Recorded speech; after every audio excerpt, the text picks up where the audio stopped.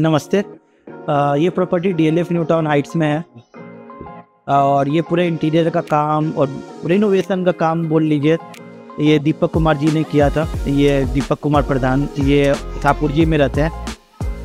जब डिज़ाइन वगैरह सब दीपक जी ने शेयर कर दिया था तो फिर अब एक्चुअल काम की बारी आई। सबसे बड़ा कंसर्न इस घर में क्या था जो पर्सनली फील होता था कि डैम हमको काफ़ी जगह दिखा, क्योंकि काफ़ी जगह दीवार में जब रह रहे थे काफ़ी जगह डैम्प हमको दिखा। Not because of property issue but may be काफ़ी दिन से रिपेयर जो जिनका था उन्होंने करवाया नहीं था, जो भी रीज़न था। तो सबसे पहले एक सबसे इम्पॉर्टेंट चीज़ थी कि रिपेयर और अब डैम्प जो भी आ रहा है उसको रिपेयर करने का। तो ओवरऑल फ्लैट में सबसे अच्छी चीज़ें जो गई कि उन्होंने सबसे पहले जो जितने वॉल में डैम थे जहाँ पे लगा था कि उसको फिर से पूरा अच्छे से रिकन्स्ट्रक्ट करना है, उन्होंने ये काम किया। लिविंग रूम साइज के हिसाब से ये 2 BHK घर है तो हर एक का एक लिमिटेशन होता है स्पेस वाइज। उन्होंने हमारा ये था कि हमको पूजा घर से लेकर के हमको लिविंग रूम में सोफ़ा चाहिए था काफ़ी कंफर्टेबल, वो भी रिक्लाइनर टाइप काइंड ऑफ की। इसमें आप आराम से टीवी के साथ देखते देखते आप आराम से सो भी सकते हो अगर आपको चाहिए तो लिविंग रूम में इन्होंने बहुत अच्छे तरीके से काम की। आप अब देख सकते हो कि सोफ़ा से लेकर के पीछे लाइटिंग से देख करके और एसी वगैरह का भी जो यूनिट इन्होंने बैठाया है काफ़ी पोजीशन करके अच्छे से बनाया था। ऐसा नहीं है कि कुछ भी आपको दिख रहा है। और सबसे अच्छी चीज़ है कि डिज़ाइनिंग जो मटेरियल उन्होंने यूज़ किया वो क्वालिटी और लाइटिंग, मतलब ये ऐसा नहीं लग रहा है कि जैसे कई बार हम जाते हैं बड़े बड़े होटल वगैरह में ना, जो लाइटिंग के साथ आपका वो बाकी जो आपका वुडन बोल लो या फर्नीचर बोलो वो सिंकअप होना चाहिए। कितनी बार वो चीज़ें और चली जाती है, वो यहाँ पे बहुत परफेक्टली देख पा रहे हो। वो वीडियो में भी देख पाओगे या घर पे भी आके देखोगे तो काफ़ी अच्छे से गई। तो ये लिविंग रूम में काफ़ी अच्छा गया। ये मेरी मम्मी है, लंबी गया। मेरे को पूजा का घर बहुत सुंदर लगा, देखने में बहुत सुंदर है। पूजा में पूजा के मंदिर में सारे भगवान में घंटी लगी हुई है, मेरे को बहुत अच्छा लगा। अब पूजा करने में मेरे को बहुत अच्छा लगता है।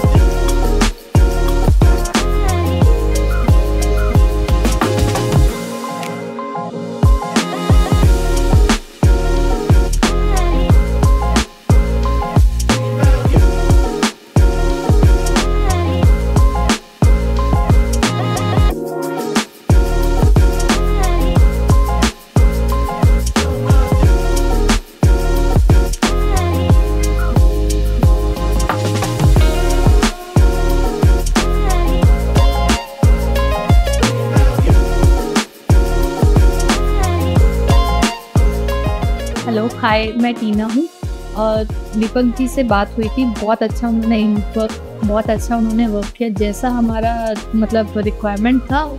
मतलब आप बोलेंगे कॉपी टू कॉपी उन्होंने मतलब ऐसे कर दिया। मैं आती हूँ किचन के ऊपर। किचन हमें जैसे मॉड्यूलर किचन चाहिए था विथ मॉडर्न टेक्नोलॉजीज़, जैसे मिक्सी वगैरह किचन में बहुत सारे हम यूज़ करते हैं। तो एक ही हम चाह रहे थे कि एक ही शेल्फ में सारे मिक्सी ग्राइंडर वगैरह सब एक साथ हुए। तो उन्होंने सब कुछ एक साथ करके जैसे लाइक शेल्फ टाइप का कर दिया था कि हम मतलब इजी टू यूज़ हो। और हमारा प्लस था कि सिंक भी थोड़ा मॉडर्न हो, तो उन्होंने काफ़ी अच्छा सिंक वगैरह सब कुछ लगाया, लाइटिंग वगैरह प्रॉपर। और प्लस पॉइंट कि हमें स्पेसेस चाहिए था। तो जैसा किचन पहले था मतलब काफ़ी स्पेस हो गया कि आपका एक ही जगह सारी चीज़ें हो गई।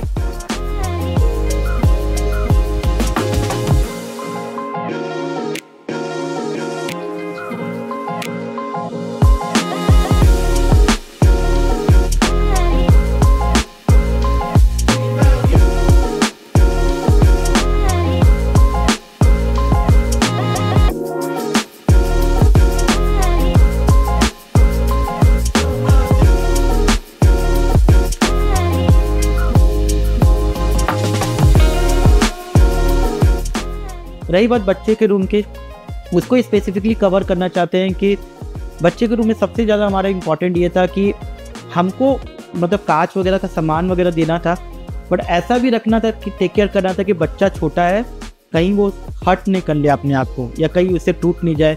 बेड वगैरह का कॉर्नर वगैरह जो होता है उसमें एजेस नहीं हो, ताकि बच्चे कितनी बार खेलते खेलते उनको चोट नहीं लग जाए। तो वो बहुत अच्छे और नीट तरीके से उन्होंने उस चीज़ को कवर किया। तो कहीं पे भी एजेस नहीं है, ताकि हमको ये अभी डर नहीं है कि बच्चा अगर अपने से भी खेल रहा है तो कहीं उनको चोट लग जाए। हमारा एक ऑप्शन ये भी दिया, हमने उनको बोला था कि बच्चों के लिए एक स्टडी का टेबल और एक सेक्शन बना दो, साथ ही उनके साथ किताब कॉपी उनके बुक्स वगैरह रखने का भी सेल्फ अलग से होना चाहिए।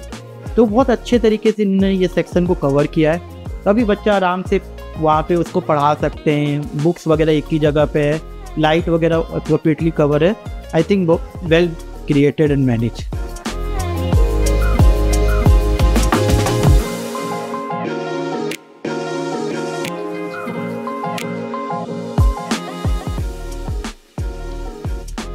और लास्ट रूम बचता है हमारा मास्टर बेडरूम, जो मतलब काफ़ी अच्छा मतलब रहना चाहिए हमेशा, क्योंकि लोग थक हार के आते हैं तो मास्टर बेडरूम मतलब नीट एंड क्लीन रहना चाहिए। तो हमने काफ़ी स्पेस कर दिया ताकि हम अपना मतलब साथ ही साथ इंजॉयमेंट भी कर सके, प्लस बालकनी को उन्होंने रिकन्स्ट्रक्ट कर दिया, बेड और कबर्ड वगैरह काफ़ी स्पेशियस कर दिया है। सारी चीज़ें मतलब आपको एक रूम में ही उन्होंने सारी चीज़ें कर दी है। मतलब अटैच वॉशरूम वगैरह है, काफ़ी लग्जूरियस बना दिया है।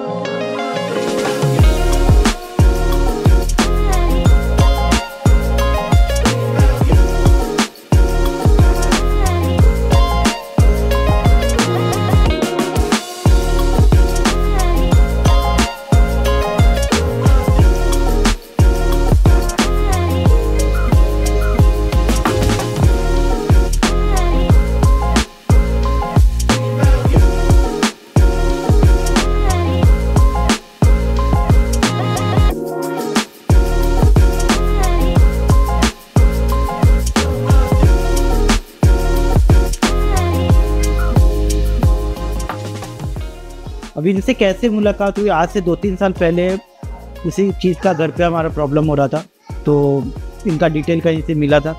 इनको हम फ़ोन किया कि दीपक जी ये प्रॉब्लम हो रही है घर पे और ये आप काम कर दीजिए, और मुझे सॉल्यूशन भी पता था कि आपको ये काम करवाना है।